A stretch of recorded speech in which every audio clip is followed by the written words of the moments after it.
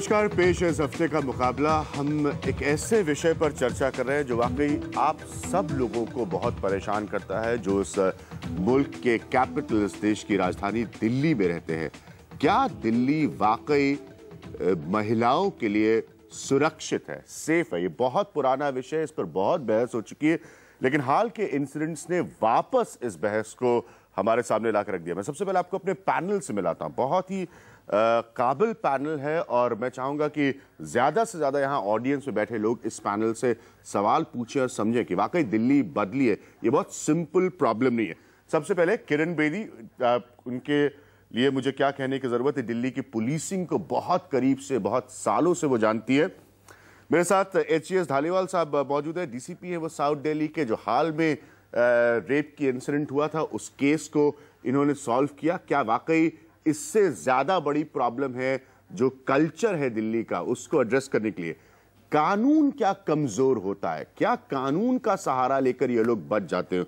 उस पर बात करने के लिए मीनाक्षी लेखी है, सीनियर एडवोकेट है सुप्रीम कोर्ट की, और मेरे साथ मधु चंद्रा साहब मौजूद है। मधु चंद्रा साहब स्पोक्स पर्सन है नॉर्थ ईस्ट सपोर्ट सेंटर और हेल्पलाइन के। क्या खास तौर पर जो लड़कियां वहां से आती हैं काम करने के लिए दिल्ली में, क्या उनको टारगेट किया जाता है? और मेरे साथ रीना ढाका मौजूद है कि बहुत ही मशहूर फैशन डिजाइनर है। रीना से बात करेंगे कि जो वर्किंग वुमेन का कल्चर है इस शहर में, क्या सबसे पहले उसको टारगेट किया जाता है? क्या ये लोग जो बदतमीजी करते हैं महिलाओं के साथ, क्या सबसे पहले वो उनके निशाने पर होती है?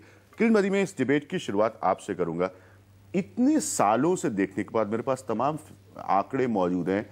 ऐसा लगता है कि ये प्रॉब्लम कम होने के बजाय, हम बात करते हैं इंडिया बदल रहा है, 2010 का हिंदुस्तान, इस तरह की घटनाएं कम होने के बजाय बढ़ती जा रही हैं। क्यों? इसके बहुत सारे कारण हैं और आपके पास 4 पैनलिस्ट है, सबका अपना अपना व्यू होगा और सारी बात तो मैं एक नहीं कह सकती, लेकिन पुलिसिंग को ज्यादा समझते हुए मैं ये कहूंगी कि हमारी बुनियादी पुलिसिंग में बहुत सारी दरारें आ गई। Terrorism, Becher economic crimes, VIP security, law and order, ये हमारा सारा पुलिसिंग का टाइम खा गया।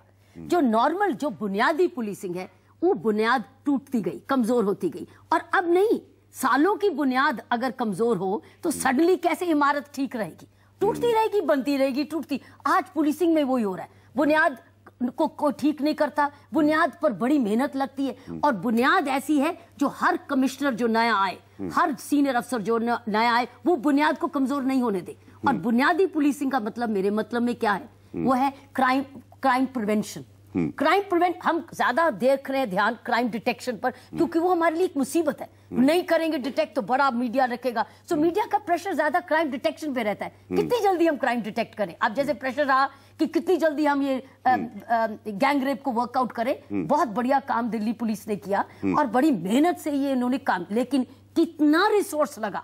मैं इस वक्त दिल्ली पुलिस की बात नहीं कर रही, मैं हिंदुस्तान की पुलिसिंग, क्योंकि जहां पुलिस के रिकॉर्ड में वो गिरफ्तारी हुई, अगर वो वहां का रहने वाला है, उस एरिया का बीट ऑफिसर को पता होना चाहिए वो व्यक्ति जो गिरफ्तार हुआ, जमानत पे आ गया, उसके श्योरिटीज कौन है, वो अब क्या करता है। तो मतलब ये, अगर हम रिकॉर्डों पर ध्यान दें तो इसका मतलब हिंदुस्तान का चप्पा चप्पा जांचा गया ना, चप्पे चप्पे पर नजर होगी, क्योंकि कहीं तो हिंदुस्तान में वो रह रहा है, लेकिन चाहे वो वहां क्राइम कर रहा है, चाहे जाकर कहीं और क्राइम करता है। इनके जो बदमाश थे वो मेवाड़ के रहने वाले थे, क्राइम उन्होंने दिल्ली में किया। अब ये दिल्ली वाले तो मेवाड़ पर जाके सर्वेलेंस नहीं रखेंगे, लेकिन मेवाड़ वालों को पता होना चाहिए कि हमारे यहाँ ये चोर बदमाश रहते हैं। साहब, ये जो पहला पॉइंट किरण बेदी रख रही है कि आप फिक्स करनी बहुत जरूरी है, कि मतलब आप क्राइम डिटेक्शन पर ज्यादा ध्यान दे रहे हैं, प्रिवेंशन के जो फॉर्मूलाज अप्लाई होना चाहिए वो कमजोर है। एक एंगल से तो ये बिल्कुल लॉजिक ठीक है। क्राइम प्रिवेंशन पे अभी भी पुलिस का फोकस है, पहले से रहा है और आगे भी रहेगा। आई डोंट थिंक, प्रिवेंशन तो सबसे पहले आता है। Any common sensical police officer would try to first of all prevent crimes. और ऐसा नहीं, आज भी स्कूलों के पास, कॉलेजेस के पास वनरेबल आवर्स में हमारी पेट्रोलिंग होती है। Crime prevention is our major focus.